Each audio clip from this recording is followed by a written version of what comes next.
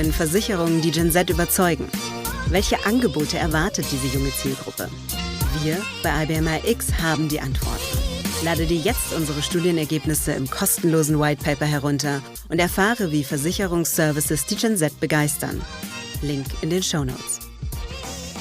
Das ist der Digital Insurance Podcast. In spannenden Interviews sprechen wir mit den führenden Experten über die neuesten Entwicklungen, Trends und Technologien zur digitalen Transformation in der Versicherungsbranche.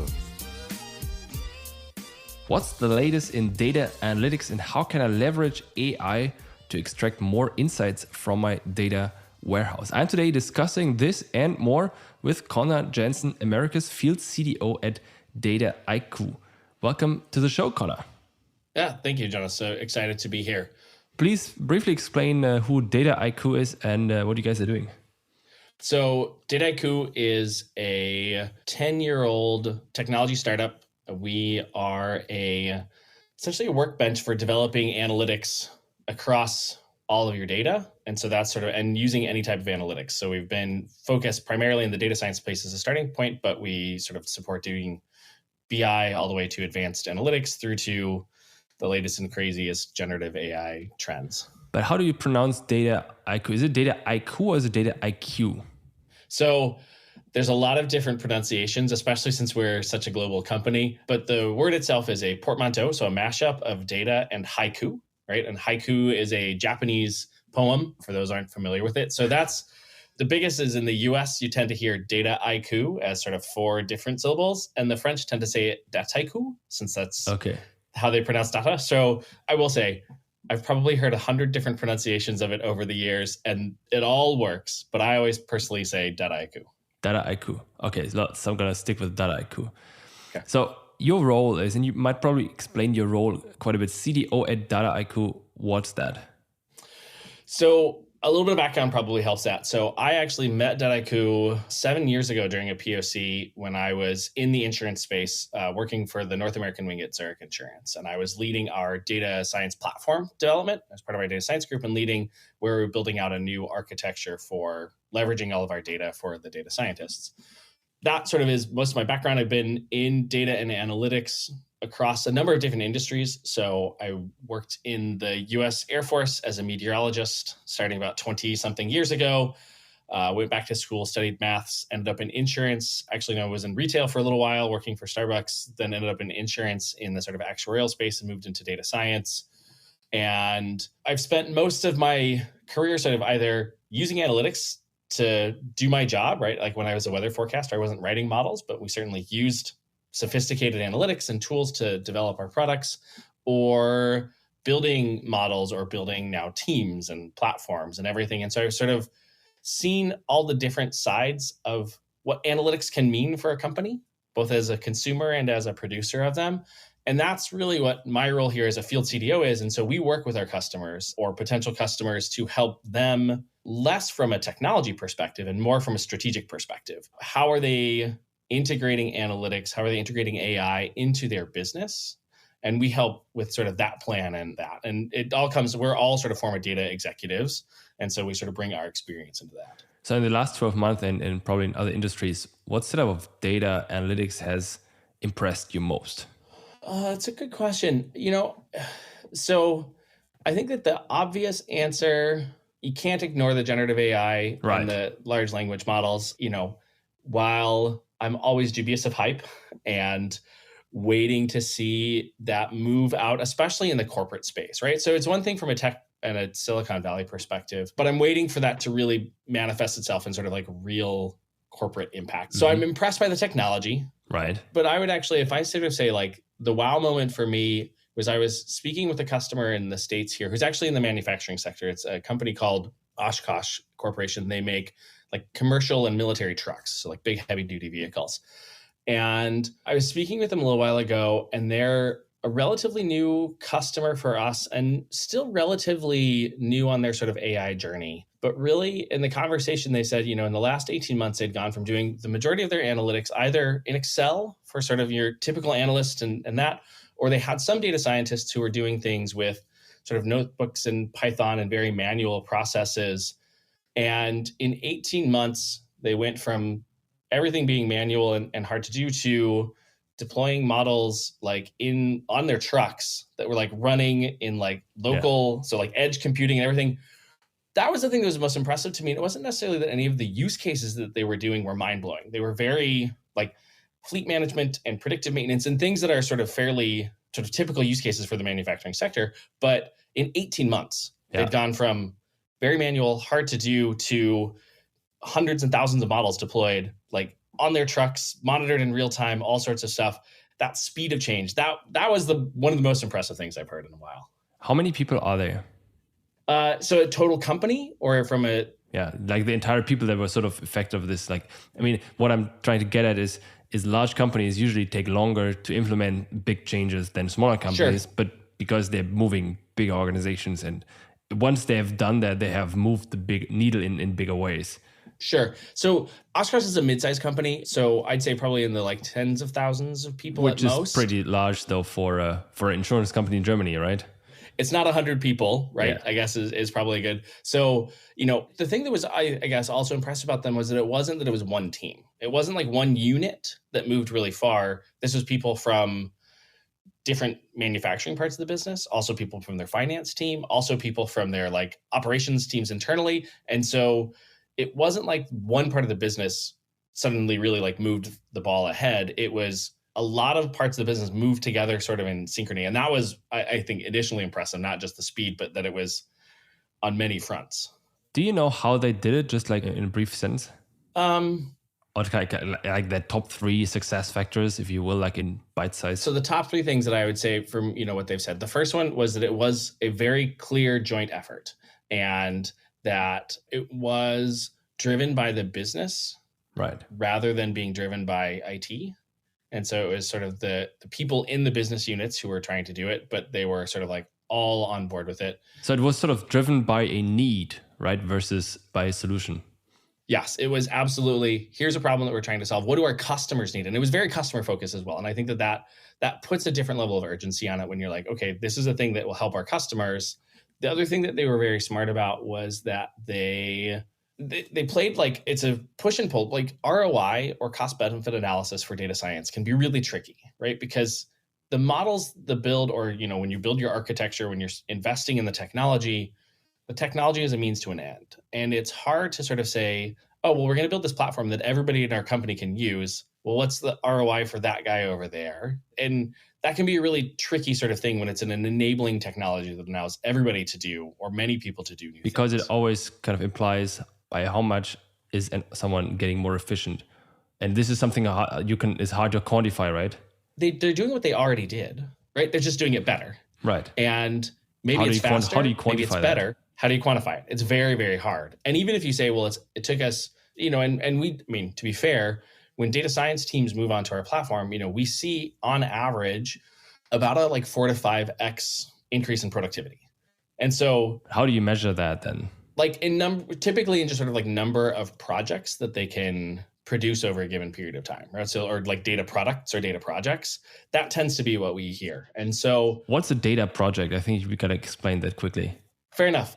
I sort of think about it as in the same way that a sort of software product or a data product, it's a specific element built to solve a specific problem. And so it can be different things. And that's one of the things this is challenging in this analytics world is it could be a new dashboard. That could be the data product. But it could be a new pricing model sitting behind your sort of customer facing side. It could be like a new chat interface for your customers, right? So it's a wide range, but it's sort of an application or a product that you've produced to solve some sort of problem. And the problems are there's an endless list of things you can do with those. Okay, we got to get back to this top 3 list, what I did besides in a second, but just for me to understand, because a hardware product would be a physical computer, for example, or a smartphone, something you can touch. It consists of metal, electronics, screen, whatever. Yeah. A software product, on the other hand, is something you can see on a screen, which is interfaces, buttons, text, graphics, whatever.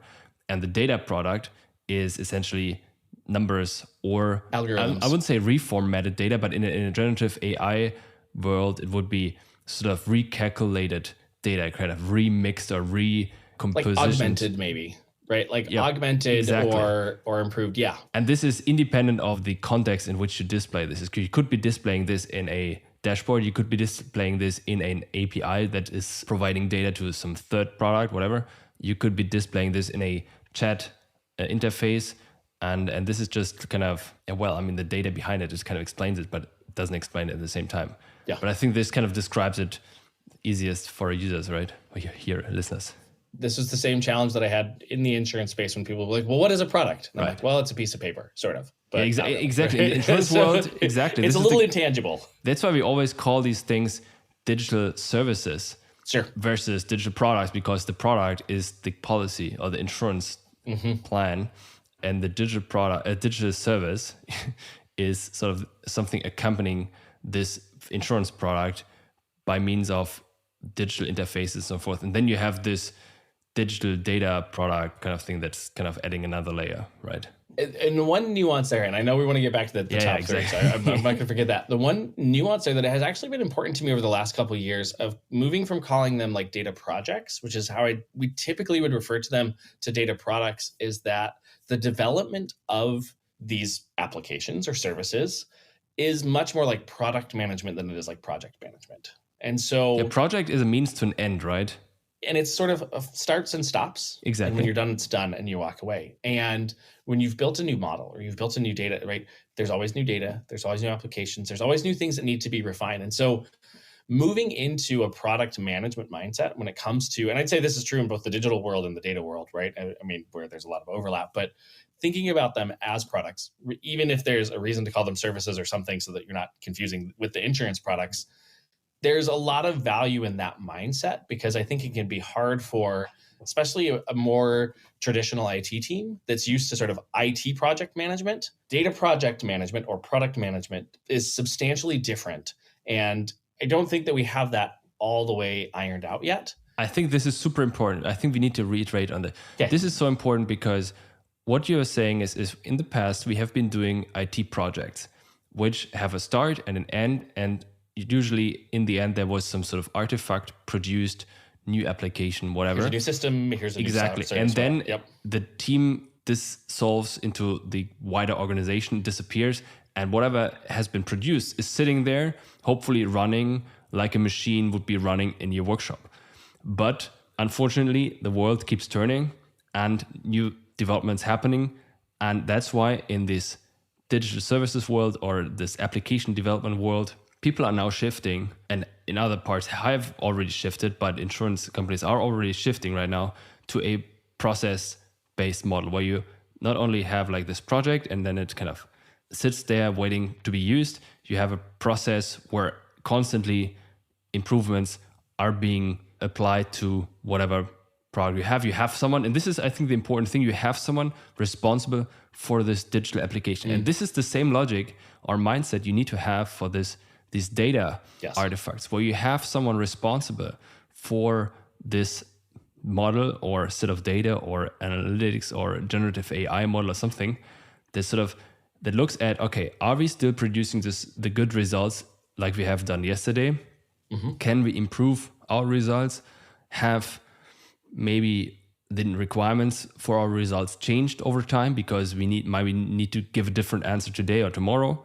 And this type of responsibility some person or team needs to take is something that I think you have just emphasized is the big mindset change, right? And I think an important thing to add here, especially in the data space, and when we start not just thinking about sort of tracking data, but when we start thinking about now data science, whether actuarial science or data science and predictive modeling or however, is that the way I always sort of think about this is, at its core, actuarial science or data science is a statistical model that's trying to predict something, but it's a map of sort of the underlying world based on the data.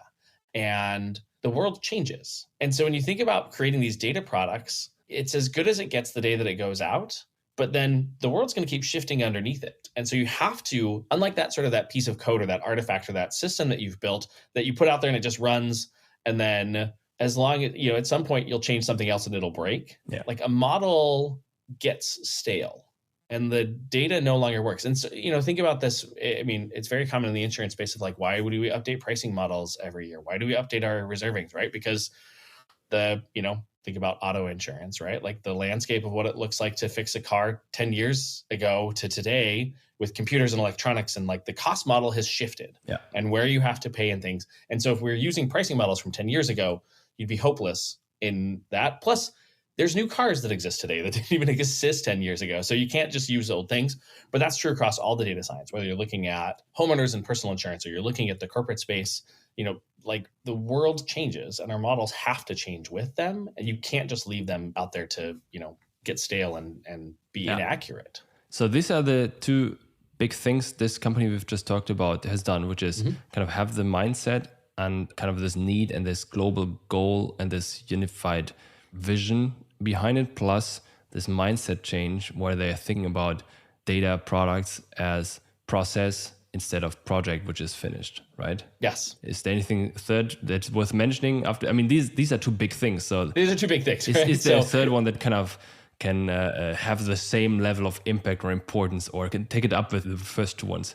The third that I think that they did really well, and I sort of started a little bit on this, was while they didn't require too much sort of pre-work on saying, we're going to build this system and here's the benefit we're going to get out of it, they are smart about how they're tracking things on the back end. And so they were able to say, hey, we developed this model that is a new ad and it generated $10 million in revenue. And they put the pieces in place before they worked on a project. They didn't necessarily say, will we see an ROI out of it? We don't know yet. We're not sure. But they did understand how they were going to track the ROI. Okay. And that was an important thing, right? It's an important distinction. You don't necessarily know every data science project is going to be successful. Like, is it like startups, like 9 out of 10 fail? Well, hopefully your data initiatives are a better, although, I mean, there's with innovation, that's always right. Yes, with exactly everything you right. try, when you're trying new stuff that hasn't been done before, 9 out of 10 things fail. Some things don't work. And, you should shoot for better than that in a data science, initiative. Always. But if everything is working, then you're shooting too low. Right. You're not trying hard enough. And the other thing, especially when you start actually doing the modeling side, is, in statistics, the null result is an actually valuable result. So you may try to build a model for something and just be able to say, you know what, we can't predict this with the data that we have, but that's information for you, right? From a risk perspective, if you're trying to find new metrics to help you, understand a risk profile better, and the data doesn't tell you that, like, you should be thinking really carefully about how you're going to insure that product then. Right. Or should you be writing that product, right? Like, there are tricky things in there. And if we don't have the right data to understand something, like, then our understanding the risk is lower, and the risk itself, then we're taking on a lot more risk than we used to. So not getting an answer is actually should inform us something and isn't a failure. But yes, hopefully it's not 9 out of 10 times that they're failing. So this is sort of what data first companies look like. Is it right? Yeah, I think so. And I think that's a very hard aspiration to move towards, because it requires everybody to be part of that movement. And I mean everybody, like your executives, your workers, your frontline people who are putting data into the systems. Everybody has to sort of understand and be willing to not only help make sure there's good data, but be data-driven in their decision-making and question the data and question the decisions they're making. I've got so many questions here on my list, and we already spent like 20 minutes talking, so I don't know what to choose next, to be honest. So you can decide. Either we talk about privacy conversation in the US, because Apple is betting big on privacy first, or we talk about the state of data analytics in insurance companies in US and DACH. What do you prefer? Let's talk about the privacy one. Right. I think it's an interesting one to spend a little bit of time on, right? Yeah, go ahead. And to be fair, the sort of privacy and responsible AI is not my sort of first and foremost area of expertise, but having run a data science team in an insurance company, I used to have a weekly meeting with our chief privacy officer. So, it's not a new concept to me. You have some expertise by way of doing it, right? The privacy concerns is an interesting challenge one. And I'll look at it from a couple aspects. Is one, is a push, right? So removing Google taking cookies out and Apple dying down on privacy. Like, there is a push from the tech companies who've already made their trillions of dollars from your data to not let everybody else have it anymore. Interesting perspective. I think that it's self-serving, honestly, in why they're doing that, because that's how they became who they are, is with your data. And now they don't want to let anybody else have it. I have another cynical view on data privacy. Unfortunately, at some point, it's like climate change. It's great unless it kind of touches your own life. Yes. If you have to stop flying planes, taking flights, if you have to stop driving your big, awesome car, and if you have to stop using your whatever WhatsApp's chat message app, suddenly privacy and climate gets less important. Yeah. But if it doesn't touch you, you're all for it, right? Yes. And I have the feeling this is sort of a cynical view on this, but I agree with where you're going with that. And that was, some of what I'm thinking is there's a couple things here. One is that I think as a society, I hope that, and as governments move better into this sort of regulation side of things, we start being able to help people retain the value of their data a little bit more, right? I think that that's an important move that we need to make. But as long as we leave it up to tech companies to decide how data gets used, like that's never going to happen because that's how they're going to make their money. And so things like the GDPR and the CC California, I never remember the acronym, the California one, whatever the acronym is. I think we get it. GDPR is so much easier to remember. They're helping. Unless you have to use the German abbreviation in German, which I always forget, but GDPR is much easier. Okay. Sorry. All right. Keep going. No. I think there's a couple things that we have to think about. And one, data privacy is actually really, really hard. So think about like a set where you're masking people's information, where anything that's personally identifying gets removed from the data set. It's personally identifying is a vague term because it's a vague term. If you combine everything, eventually everything becomes identifiable. And that's exactly how it happens, right? So like a good data scientist can go into a handful of systems where sort of all that has been able to be taken out and go look at one result and be able to go back to the original system and sort of say, nope, I can trace what has happened here and uncover. That's true like 90% of the time, is that despite sort of the things that we put in place to protect people, bad actors, if they want to, can usually go back and figure out where that person came from. And as the data multiplies, it becomes that much easier, right? And so it's important for companies to be mindful of how they're using the data and to do what they can to keep that data secure. But I think that there's a certain amount of, unless we fundamentally change how we interact with the internet or digital products or anything. How do you strike this balance? Because this is the key thing, because companies need to understand, okay, how do I balance these different interests and how do I make sure that the data I have to use, because guess what, I have to use it in certain ways. How do I make sure that I don't use too much of it? How do you strike this balance? It's hard. So the way that we typically would do this is start from the problem I'm trying to solve and say, here's whatever, it's a risk model we're building or it's a claims model building, whatever. And we say, this is the problem. This is the business problem we're trying to solve. What data do we have available for doing this? And we would sit down with the compliance and the privacy team and say, okay, this is a problem we're trying to solve. These are the data sources that we have available. What data in here should we not be using? But we did it up front. So it wasn't, we built a model. And so we learned this the hard way, to be fair, right? Some of my predecessors had come in, they built a model, and at the end they went to the privacy team and said, we're going to use this model. And the privacy team was like, oh, hell no, right? It helps to front load this effort, but you have to bring those people into the loop from the beginning. Right. And then it just has to be sort of a constant. And that's, why I had that weekly one-on-one with our chief privacy officer, was to talk through, he and I met and talked about all the projects and made sure that we were sort of like all on the same page. Every time we'd start a new project, we brought them in. And so you have to get the input of those people as early as possible, the people that are the naysayers and the people that are going to be cautious. And then you just work through it and you do the best you can. So it's not a perfect answer, but that's, I think that starting it at the early is the best. I get it. We got to touch on what I promised in my intro statement, which is how can I leverage AI to extract more insights from my data warehouse? So we understand data warehouses, we understand data analytics and kind of displaying data and then la la la la. So how do I use AI to improve this, and what can I actually get with AI that I couldn't have gotten without it? I'd say there's maybe sort of like 2 or 3 major categories here that we're going to think through. The first one is the ability to combine data from multiple sources in tools where you can leverage AI across your data sources. And it's not necessarily AI, but it's the foundational piece of being able to say, hey, I've got a data warehouse about customers in one product line and another product line and another product line. And I need to be able to look at sort of profiles across those. I mean, obviously for cross-sell or opportunities to sort of increase how I'm doing with the customer, but to just understand and to be able to ask better questions of my data by bringing data together in a more comprehensive way. This is number one. Let me just understand this quickly.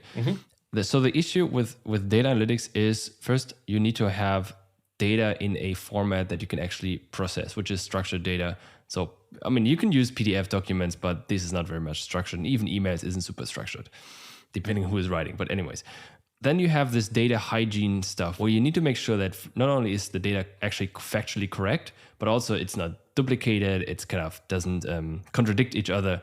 And is this something where AI can sort of help you sift through all this data and either categorize it or kind of cluster it or anything like that? Is this something where AI is helpful? That is absolutely an area where you can use AI to do that. And so it is, I'd say, an area that's still under development. That sort of idea of using machine learning on your data prep itself has been a target for a long time, but is very hard to do. So in one sentence, why is it so hard?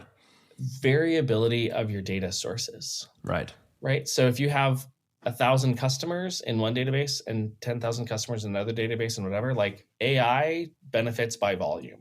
The more data you can feed it, the better. And when you have 220 different pricing systems with a customer database under every single one of them, you don't have enough data in one place to be able to do that. And you're not capturing things the same way. And so AI is getting better at that. And that's actually like one of the potential uses of large language models that I'm actually most excited about, is the ability to, it's how are you housing all that data, right? And so one of the things I like about Dataiku is that it's sort of system agnostic. So you can be working with Dataiku in all of your different systems, on-premise, in the cloud, whatever.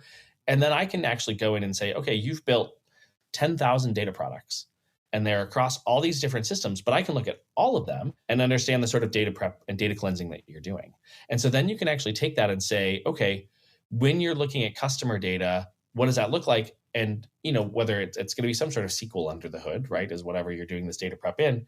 SQL is a language, and large language models are good at understanding languages, right? And so that's actually one of the really interesting and powerful applications that I see coming from that. We've actually built some POCs on that at Dataiku around sort of automatic data cleansing with an LLM. And it goes back to, so you're saying on like, especially all this structuring side. The structuring is important for a lot of the financial metrics and predictive models that we've done in the past. But one of the exciting parts about the generative AI and the large language models is that ability to use unstructured data far more powerfully than we've ever done before. You can just like dump all your stuff into a large language model and it kind of does like a washing machine and then it gets some sort of cleaned. There's still smarter ways to dump the data. Some metadata on top of them. There's still things that we can do. I'm here in San Francisco this week and was actually at a big large language model meeting yesterday, and that was actually one of the things that we were talking about a lot. Was sort of, or the meetup was around some metadata, some context for your data actually can help those language models be much, much more powerful, right? And so, just feeding it in a PDF is one thing, but feeding it a PDF where you've tagged the page numbers helps. So, for an example of that, sort of like I want to just be able to ask a question of, I've uploaded a bunch of contracts or I've uploaded a bunch of policies, maybe I've got historical information on a customer that we're looking to underwrite. So I feed them all in. And if I ask the questions, it's one thing, for the large language model to say, here was what their loss experience was like. It's a different thing for it to come back and say, here's their loss experience was like, here's these claims on page this, this, and this, that now I can go in and make sure that it's not like the AI hallucination stuff where the model is building things, but there's still smarter ways. So it's this tagging, right? It's like these tasks on Amazon. I think they closed it by now, but this crowdsourcing task thing. Mechanical Turk. Exactly. It's this Mechanical Turk jobs where you kind of tag and categorize unstructured data in certain ways. There's also now automatic or assisted labeling tools as well. Right. And so, and a great example of those, we have tools like that, some built into Dataiku. There's some open source ones, but there's a handful of sort of vendors specifically building products for that, where say I have 70,000 documents that I need, you have to start somewhere. And you can have someone go do a few hundred, but then you can use these tools to do assisted labeling, where then it can take the seed of a handful of those, and then AI will go and tag all of those. And then you can feed that into a large language model. So now we're getting into some more complicated architectures of models feeding into models. Multi-level. but that is genuinely like where these sorts of things go, is that, you want to have this. And of course, you have to be then very careful around sort of like the noise introduced into the system at every step, right, and make sure that you're controlling for that effectively. But that's sort of the mechanical Turk. I'm going to pay, somebody 10 cents an hour to go and to label all of these is problematic on many levels. But if I have some of my SMEs do some and then have a model with, then you can do, it's called RLHF, reinforcement learning with human feedback, where you have the model go in and do some, and then you have somebody check those and you have it do again. You can improve the model quite a bit and have this sort of like virtuous cycle of now you've got good labeled data or metadata on those PDFs or whatever it is. And then you could go feed those into an LLM for that sort of question and answer type of stuff. So just like when you want to write a LinkedIn post today, and you go to ChatGPT and then suggest me 20 suggestions on how to kind of build modern digital services, it gives you like a list of 20 random things it found on the internet.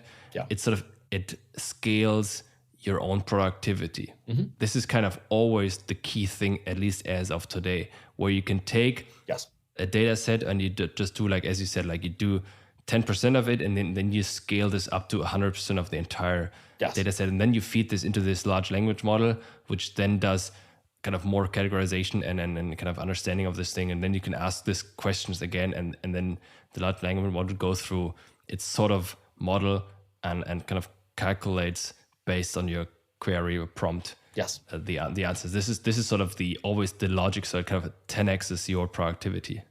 And I think it's not even just a productivity tool. It can make you more effective as well, right? Like it can be better at getting the best answer out as well. So not only are you faster, but you're producing a better result at the end. You got to check it though, right? You have to check it. Oh, yes. Faster is always in the eye of the beholder, right? You got to go through all these 20 things that ChatGPT created, and you got to throw out all the bullshit, obviously wrong, superficial things. And then you end up with a list of, I don't know, 10 plus 10 or 10 plus 5, which you might have not thought of before, which are still correct, right? Yes. And I think that part, my example for that was always when I was working as a meteorologist, right? Because weather models are incredibly complex and very, very sophisticated.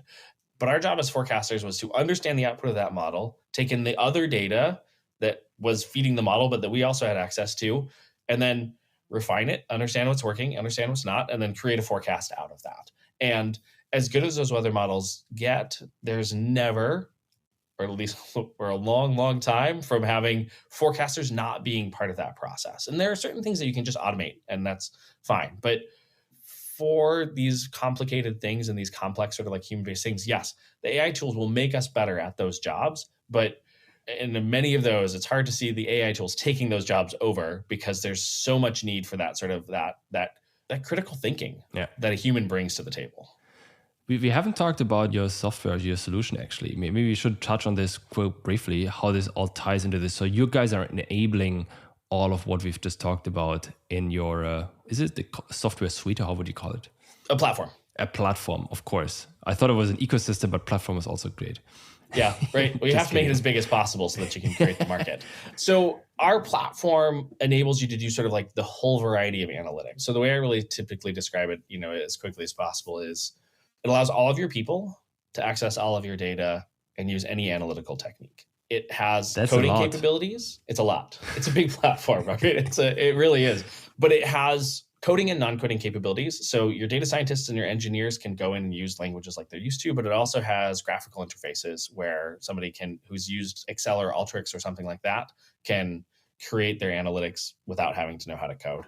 So you guys are connecting to the existing data warehouse, and you are kind of pulling out the data and then you're visualizing it, or kind of not visualizing is kind of too simple, but sort of feeding this back to the user in forms of visual graphs, plus AI and kind of all these type of. And so you get that sort of, so that we sit on top of your data, where we're in cloud, on-prem, whatever that is, and we just pull like a little bit of the data in as a sample in for the user to work with, so that as they're making changes to the data, it's sort of like Excel. You see the change happen in a tabular format, but then it's only happening to a little bit of a sample, and then you go and you run it back in the data in the database. And so we're sort of not moving a ton of data around, the data sitting in the database, but you can do that for data that's in your cloud, in your SQL databases. You can upload CSVs and Excel files and things like that. So it sort of allows you to be fair, right? If you're still running on like a 1970s IBM mainframe and you're trying to pull it out of the AS400, okay, it's probably going to take a little steps to get to Dataiku, can't go straight to it.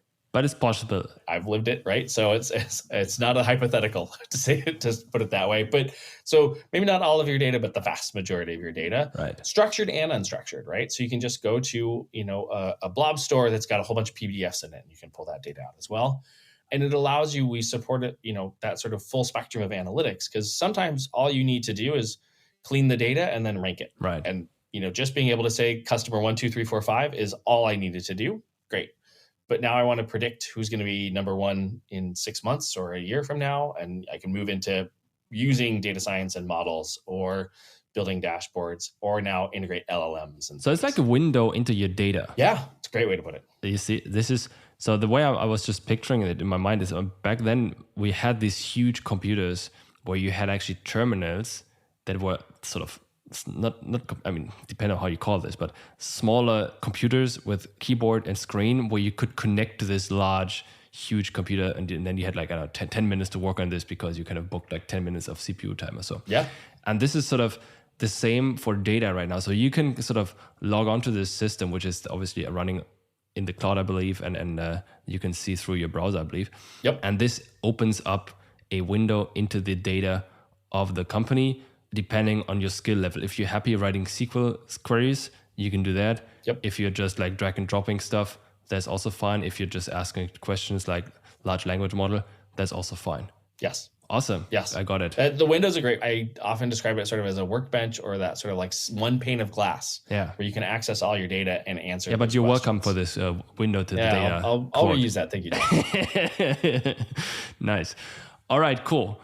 Maybe let's just summarize what we've talked about. So for someone that has listened to this to take away the key things. So we've started with this other company that was good at transforming their own business to a sort of somewhat data first company within 18 months or so, and they did this because you got to help me, which is like this collaboration. It was purpose, and business driven collaboration, exactly. Mindset. The mindset. Right, projects, that sort of like process instead of projects and products. Yep. Yeah. And then that they were explicit on how they're going to capture the ROI, so that after they'd made the investment, when the board comes and says, "How did you spend this money?" you said, "Oh, this is what we got for it." I think those are 3 huge drivers for their success, for sure. Right. And then we talked about privacy and how do we balance privacy by starting with, how do you do that? Like talking to privacy teams early on, right? So it was start from the business problem you're trying to solve. Yeah. Identify the potential data that could be used, and then just go through and understand what data is problematic, how are we going to use it, what ways we can use it, and what ways we can't use it. And then we had AI. How can AI help? And this is sort of by scaling your own productivity, by kind of scaling, you're tagging 10% of the data and it kind of scales it up to 100% and then feeds this into a large language model. And then you can sort of ask this general questions and it tries to answer them in some way or not. In most cases, AI is going to help you do what you already do today better and faster. Nice. What are you most excited about when it comes to your platform in the next 12 months? Any awesome features you guys are launching or anything you're looking forward to? So one thing that I actually do think is pretty interesting is that we're actually taking some of the generative AI capabilities and building them into the tool. So now not only can you do sort of the coding and write your SQL or your Python or do the drag and drop, but actually do prompt-based engineering of saying, hey, take this data set and clean it up, parse my dates, combine these rows and do whatever, and we'll actually automatically create some of the things. Doing the same for charts, doing the same for full projects. So some of that, when we were talking about using machine learning for data prep, we're building some of those functionalities into it. And as a long-time terrible coder, I'm a pretty good mathematician and data scientist. I hate coding, and I always have, and I always will. Anything that makes that part of the process easier for me, I'm excited about. Cool. Thanks, Conor. That was a great talk. Yeah, thank you very much. It was a pleasure to be here. Das war eine weitere Ausgabe des Digital Insurance Podcast. Folge uns bei LinkedIn und lass eine Bewertung bei Apple, Spotify und Koda.